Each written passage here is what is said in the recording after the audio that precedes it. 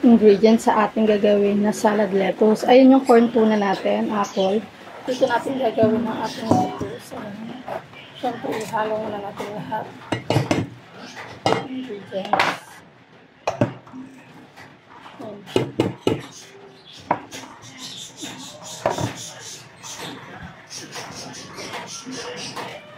And then, gawin natin ang ating corn.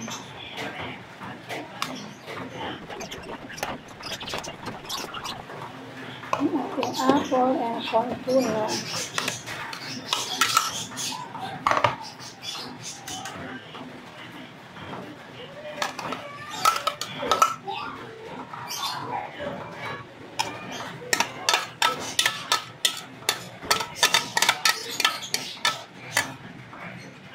Cheese. Yan, cheese.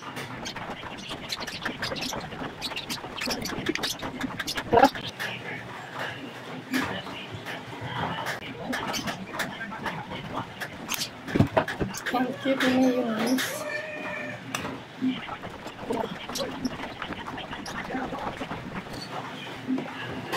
And yan na ang ating lettuce salad. Ang sarap! Mahalin na natin siya, guys.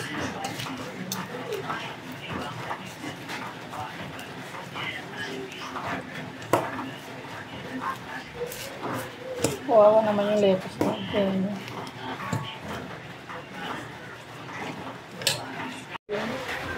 Cucumber. Ihabit natin siya, guys.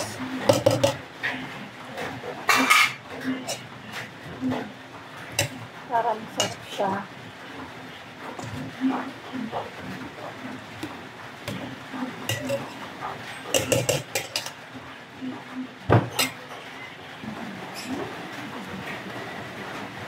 At ayan na ang ating nagawa salad. Lagyan pa natin siya ng cheese, guys.